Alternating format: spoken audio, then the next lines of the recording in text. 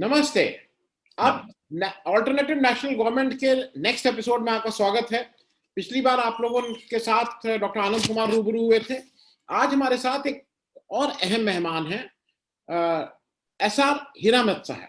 हीरामत साहब का एक लंबा आप गूगल करेंगे, बहुत लंबा वो है, कंट्रीब्यूशन है towards civil societies, towards environment, towards ये। लेकिन जो सबसे बड़ा जो मुझे इनसे कनेक्ट करता है, today CFD, Citizens for Democracy, which was formed by JP with the patronage and with the of Jai Prakash Narain. He is the man who is still pursuing that CFD, which is for the civil liberties rights of a common citizen.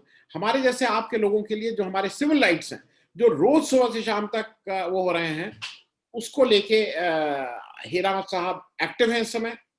सरकार से लड़ रहे हैं, हर स्तर पे लड़ रहे हैं।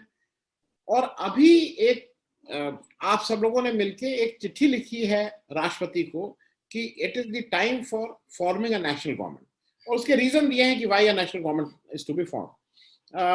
आई विल कम टू यू हीरामत साहब straight away. Just tell my audience what this Citizen for Democracy, how it was conceived, what was the JP's idea, and how relevant it is today. I think it's a very important and central question. As you know, after independence in 1947, India faced an unprecedented situation in the mid-1970s. This was when the emergency was declared, our fundamental rights were suspended, press was censored, and large number of opposition party leaders and other intellectuals, including journalists like Sri Kuldip Nayyar, who incidentally was a president of Citizens for Democracy before me, basically I am the next president. So it was an unprecedented situation, because Allahabad High Court had given a verdict saying that the electoral practices of Mrs. Gandhi's election in 1971 was corrupt. So she was no longer a member of the parliament and has no right to vote.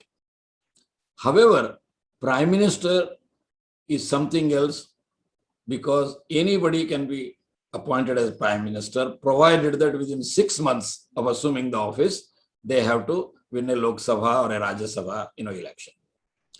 So in this unprecedented situation, thanks to the foresight of Jai Prakash Narain ji, popularly known as Loknayak, he had already started a very vibrant, vigorous students movement for Sampurna Kranti. That was 1 year, that is June 5th, 1974. Now, he was a very wise man who was the most powerful link between our illustrious, creative first freedom movement and what turned to be the second freedom movement in the 70s. So he very thoughtfully, 2 months before he announced Sampurna Kranti Andolan, gave a call to the youth of this country, he founded the Citizens for Democracy on April 13th and 14th at Gandhi Peace Foundation in New Delhi. Who were his colleagues and who became the next presidents of the Citizens for Democracy? Second person was Justice M.C. Chagla, the illustrious Chief Justice of Bombay High Court, who in fact had very successfully investigated the first corruption scandal, which was brought in the parliament by none other than the son-in-law of Jawaharlal Nehru, then Prime Minister. And he conducted public opinion, and the heads had to roll, starting with the finance minister of this country. So he was present, and he became the second president of the CFD after the death of Jai Prakash Narain, who was the first president. Then Professor V.V. John, who was from the academic, but deeply concerned about the situation in the country and trying to give the very best of his energy. Fourth one was Justice F.M. Tarkunde, who was the founder, General Secretary of Citizens for Democracy. So all these became the presidents of the next. And Kuldip Nayyar ji was the 5th, and I am the 6th president of CFD. Why did he found this? Because he felt that in order for democracy to be strengthened, to survive the onslaught of the, I have no other better word, a dictatorial executive, like Mrs. Gandhi was that time or Mr. Modi is now today.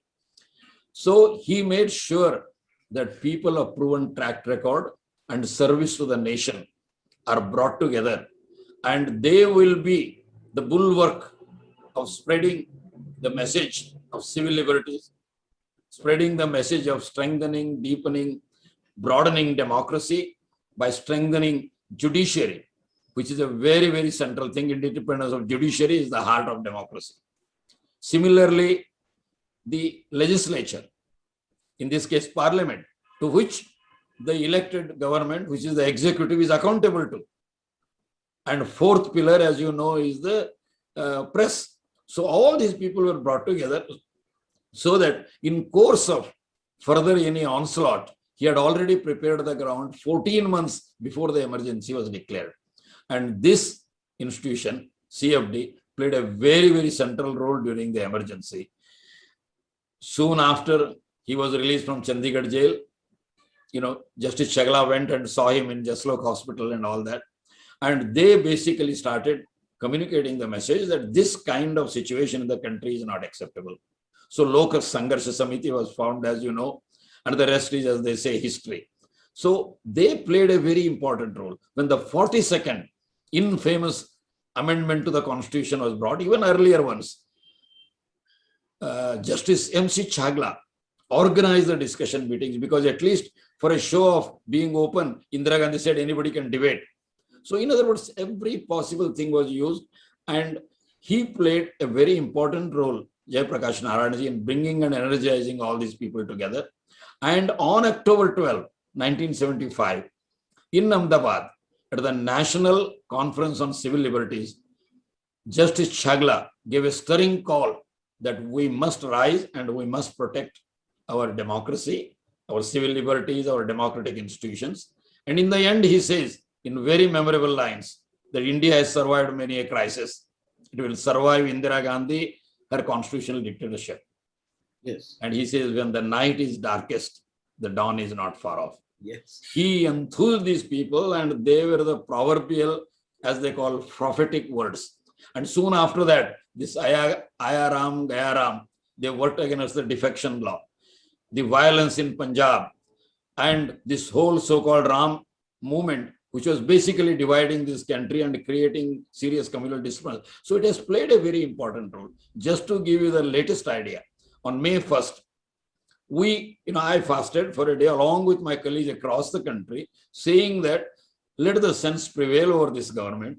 Decades long, proven, tested, free universal vaccination is the only way that we can deal with this pandemic. And as you know, today the Supreme Court, the 3-judge bench headed by Justice Chandrachud, and many of you in the media, and we basically led the way, and we have done in our own humble way. So in other words, democracy, CFD is at the cutting edge of protecting our democracy, protecting the values of our constitution, freedom, equality, justice, and fraternity, and seeing that the idea of India that was evolved, inclusive, with focus on the working people, and with right to life, as Supreme Court has said time again, life with dignity is what we are trying to strive. Thank you. Correct. Thank you, Hiremath sir. Now, the next question comes, because before asking that question, I must tell people, I have seen the emergency days as a student. Because today, anyone who is not agreeing with the government policy is termed as anti-national. I still remember during the emergency days also, people were not termed as anti-national. That is for sure, I still remember. I still remember that we were not talking of idea of India at that point of time. We were talking of how to make democracy more stronger, how to make opposition more stronger, how to have right to recall and things like that. The ingredients of democracy JP was trying to bring in so that the democracy becomes stronger. Today, though, I don't know where we are. Now, you all have written a letter led by you to the president of the country for forming a national government. And primarily, you have talked of three major issues. Health, because you say that this government has failed on these three major issues: health, socio-economic, and governance crisis. Now, as far as I understand, it is the governance crisis because of which this health problem has come up. Because more people have died because of the bad management of corona crisis than actual disease. Now, you tell me the third wave is knocking on our door. It is there. I mean, it is going to happen. All the doctors are telling. You are asking for, I mean, you and your organization and like-minded people are asking for a national government. But somehow I find that opposition is very silent on this. Opposition is not the opposition which we had thought, that it will ask for this. No, Kisan Morcha, they are making some noises. You, CFD, PUCL, your organizations are trying whatever strength you have to write to the president, talk to the press, things like that. But somehow I find that opposition is just absolutely relaxed. First of all, we must recognize that today's state of the country in an undeclared emergency is 20 times, I repeat, 20 times worse than what was during the emergency. Because our democratic institutions like Election Commission of India, Reserve Bank of India, CBI, many other important institutions are being destroyed and destroyed deliberately. And very submissive people are being put in place. Now, anybody, however well known they may be, however learned they may be, they are being put in prison under the guise of UAPA, Unlawful Activities Prevention thing. And Dr. Tarkunde, great scholar, and Stan, 80 plus years, and many others, Advocate Bharadwaj, and many others. So in democracy, just like opposition is an integral part, that is why we treat opposition leader as equivalent to a cabinet post. We give, scrutinizing how the money is spent. The important Public Accounts Committee chairman is always from the opposition. And ruling and opposition have to work together to uphold the dignity, to uphold the values of the parliament. So in all these things, like for example, you saw on September 30th last year, when the farmers of this country had protested and protested very strongly right from ordinance thing in June 2020. On September 27th, all over the country, crores of people, including workers, have come out and opposed those three bills. But what happened in Rajya Sabha, where they did not have the votes? And the rule of the Rajya Sabha says that even if one member says that there should be a division of votes, who are for the laws and who are against, it has to be done. And there were 3-4 people, and they manipulated the deputy chairman of the Rajya Sabha to not to do any counting, and basically rolled it as vice. And when he realized the mistake that he has done, he goes to the striking or to the protesting people the next morning with tea and all that. So it is a very calculated, very unfortunate fraud on the constitution of, on the parliament of this country. Did they consult anybody? Any farmers' organizations? No, none at all. And our constitution, which has been crafted by the most learned people, including the very best person, Dr. B.R. Ambedkar. And the heart of this constitution is the federalism, among other values. And agriculture subject squarely comes under the state subjects. He did not, consult any of the state things. And also, what was not there in the 70s, what is now today, is the unprecedented health crisis due to the pandemic. they use these pandemic situations to basically railroad, these three, what the farmers movement call black laws. And what is this farmers movement? Since independence, we have never seen such determined, largest, most powerful, most mature movement that we have seen lakhs of people on the daily borders. And they are handling themselves in a way, the country is very proud of them. And very soon, the entire country is responding that positively. Now, this government, for that matter, any government, whom people have trusted and placed their trust in them, when such situation arises, they should take cognizance of. All they are asking is, repeal these laws. You want to discuss them, discuss it again. So in my opinion, affecting such a large number of people, when the whole country is with them, is exactly like what happened in West Bengal recently.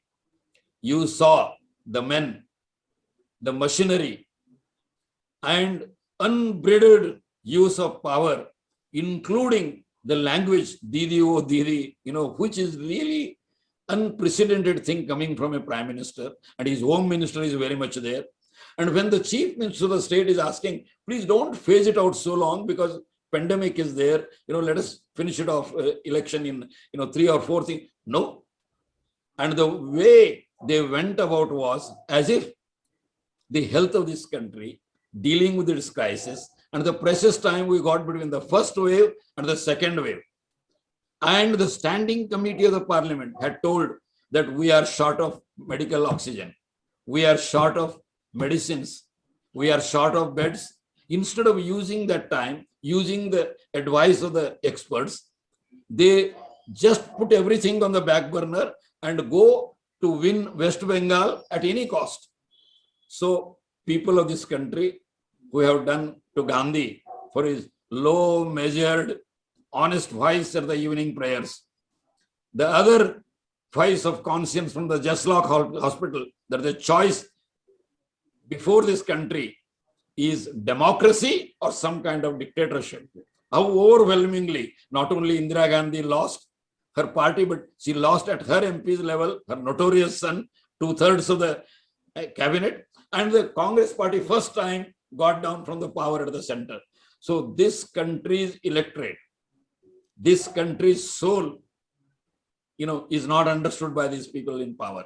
Yes. Instead of dealing with such a mounting challenges in a responsible, in a mature, in a balanced manner, having empathy, having compassion for the people, this political leadership, I'm using my words very carefully, which fit the bill, arrogant, insensitive, and lastly, incompetent. When people are dying inside the hospital for shortage of medical oxygen, ventilators, and other things, people are dying outside because there is shortage of beds. And, the way that we are seeing how many people, and this cuts across not just poor people, various classes this time. And this prime minister, says gives sympathy, but has no specific plan, has no resources for the people whose not only health, but livelihood has been most badly affected, because it is not just health crisis, as you very appropriately said, it is a socio-economic crisis. It is a crisis of highest proportions of governance. It is totally misgovernance. So instead of solving a problem, taking it the challenge in the interest of the nation, they became part of the problem by having Kumbh Melas. You remember what they did minorities in Tablichi.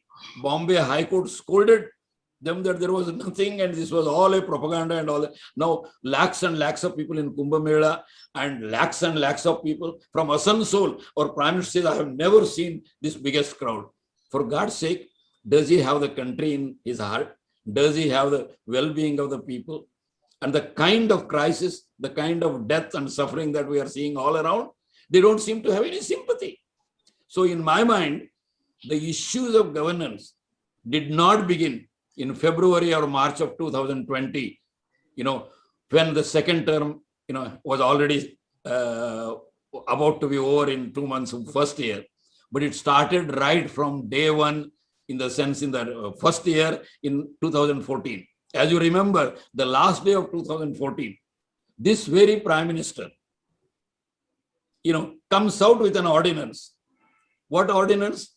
Basically to undermine the land acquisition, to put farmers at the mercy of these, bureaucrats and others, and the corporates and others who wants land. He wants to dilute what had come out of 2 decades of struggle from Adivasis, from rural poor, and many of us activists with them.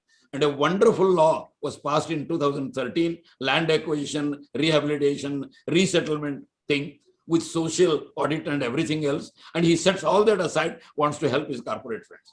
And that time, if he had any good sense, if it was a strong government must admit its weaknesses, correct the course, and say that our major priority is the welfare and the well-being of the people. So instead of doing that, he went about this, prorogued Rajya Sabha to renew that ordinance. And ultimately, in the final analysis, they had to take back. So these people of this country, the Adivasis, the farmers and the workers, had shown in no uncertain terms, has he learned anything from history? And the saying is, those who don't learn from history are condemned to repeat it. Hiremath, I fully agree. We all have full faith in the wisdom of this country, and especially for the underprivileged people, they are the real soul of the country. A small thing which I want a very quick response from you. We are talking of 45, 50 years back when the JP was there. He gave a call. You must be a young man then, because JP call, his main strength was coming from the Chhat Yuva Sangharsh Vahini, the students and the youth. That is the target. Even Gandhi targeted students and youth. Somehow, in this era, I find you all people who have worked with JP and who have worked for all those ideals, you are at the forefront. How you are going to connect with the youth of this country, with the students of this country? Well, in my opinion, the first and foremost task, we have to believe in democracy. When we say republic, we the people are the final custodians of political power. We decide who goes there, not the other way around. So when we are the final custodians of power, when the representatives that we send them, who take oath on our constitution, to uphold the values of the constitution, to work for the well-being of the people, and turn around and try to help few powerful, capitalists like Ambani's, Adani's, and so on and so forth. Obviously, they have gone astray. They are not living up to the oath of their office, up to the values of the constitution, which provides the foundation. So, as in 1930, January 26, this was after the historic Congress, Indian National Congress conference in Lahore on the bank of Ravi River. And when they say that we don't want to be part of the empire, we don't want to have a Dominic status, but we want to have Purna Swaraj. And Gandhi and many others, incidentally Jawaharlal was chosen as the president at that time, as you know. They wisely say that whatever 20,000, 30,000 people we have gathered, this is not the nation. We must go back to our villages, we must go back to our small town, we go back and we take a oath. And what is the oath we took? We took the oath that it is our inalienable right to have our Swaraj. It means those who are working people, who are trying to make both ends meet, they must be our focus. They must lead a dignified life. And if it does not happen in any government doesn't do, we have a right and a responsibility to alter it or to abolish it. And in my mind, any government which needs to be in power has to have political legitimacy. And that political legitimacy comes when they live up to the oath of their office, to the values enshrined in the constitution, and the great idea of India, that was evolved during our freedom struggle, with focus on the working people, on the people, who have been deprived of equal rights, whether it is Adivasis, women, Dalits, workers. And instead of doing that, today you see the tremendous concentration of wealth and income much against the spirit and the letter of the Article 39 of our Constitution, saying that the means of livelihood, the wealth and the resources should be so spread that it must do the maximum welfare, maximum good of the maximum number of the people. And if you today see, inequalities are increasing drastically. The livelihoods of millions of people have been affected. And many times, it is not only the circumstances of the situation, but the making of our government. Our Prime Minister gives only 4 hours notice when he put the most serious lockdown last year. And where would the millions and millions of migrant workers go? We saw, just like suffering on railway track, they were, they died. And in Muzaffarnagar railway station, a child is trying to wake up the mother, who is dead. And all kinds of things that we have seen. Obviously, these were not part of the picture when he took that decision. The same thing was, demonetization in 2016. In other words, GST, every single very important policy decision that this government has taken have been sudden, not well thought through, not consulted among many people, as if the whole wisdom is founded in 1 or 2 or few people, which is exactly against the spirit, letter of democracy and the Constitution. So what I'm trying to say is that it is in the interest of the government, in the people and future of this country, that we must think through what the nation can do. So at this time, few of us, who have been concerned about this, like I was 11 years in US, I came back, settled in a village for 13 years, have been involved in rural development, environmental issues. So people like us, we thought that what should we do? Just say that, like we remember the 70s, Indira Hatao was the call of the opposition initially. And Indira Gandhi very cleverly, she was as clever as this man, as much lying as this person, said, "वो कहते हैं इंदिरा हटाओ, मैं कहती हूँ गरीबी हटाओ." So instead of going into that, we must have a creative alternative. So we dug into history. Anil Nauria is an excellent person with very, a fine historian and a lawyer. So we found out that there are excellent precedents. In 1940, the serving Prime Minister of England, Neville Chamberlain, who had majority, and majority was proved in that session itself, he says that I want to resign in the larger interest of the nation, because no matter how a government of a party can do, it is limited. What we have to harness is to have a broad political vision, bring every section of the society. It should be an all-party government, and it should also the best talents and the best track record of serving nation from the civil society and others.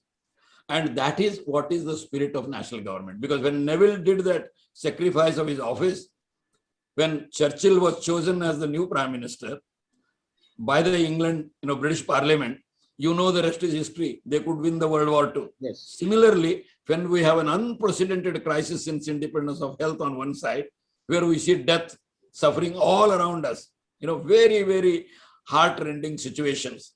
And we see the livelihood situation.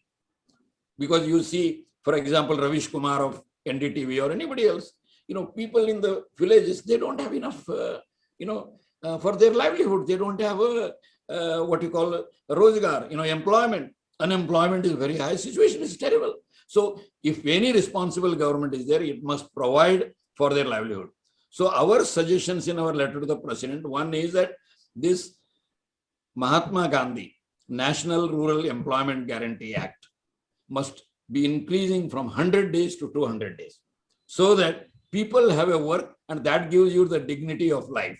Number 2, we can, soil water conservation, afforestation, and all this, bringing a harmonious relationship between nature, society, and culture by rejuvenating our environment, by rejuvenating our rural economy, is the best way to go about it.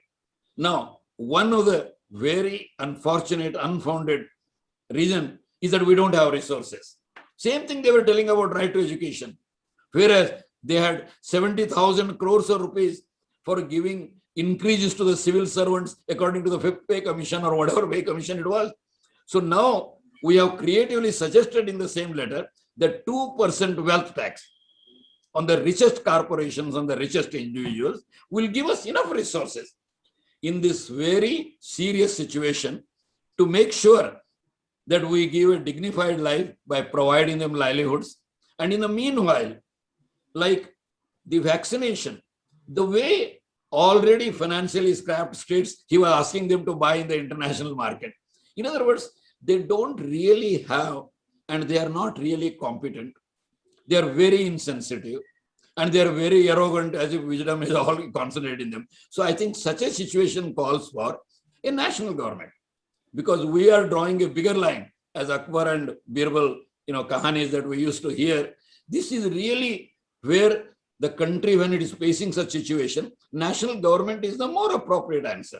But we must be very clear. What is the road ahead? What are the challenges? So first thing is to have a national government means, according to our constitution and our parliamentary system, a virtual session of the special session of the parliament should be called, should have only one item, today's situation, that is health, socio-economic, governance, and build a consensus in the larger interest of the nation, because nobody is higher than country, as Chagla ji said, I quoted earlier.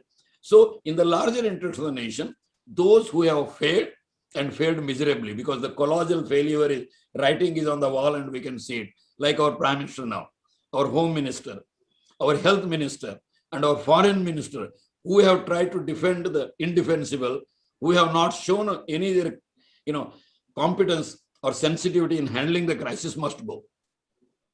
And it must be discussed. There is always an alternative in democracy. People used to say, who after Nehru? Well, Lal Bahadur Shastri did all right. So similarly, definitely it will throw.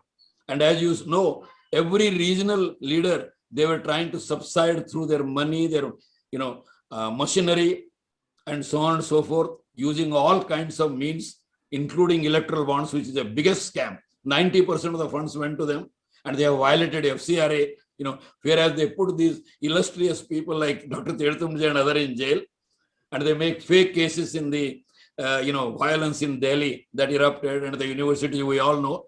But whereas these people who have done things that no responsible person, they should pave the way, and they should be in the parliament. Let them be debate and all that, but let wisdom prevail, and we find a very challenging situation a challenging answer. As they say, when the times get tough, it is the tough that gets going. Extraordinary situations call for extraordinary solutions. So that is our, really the answer in terms of national government.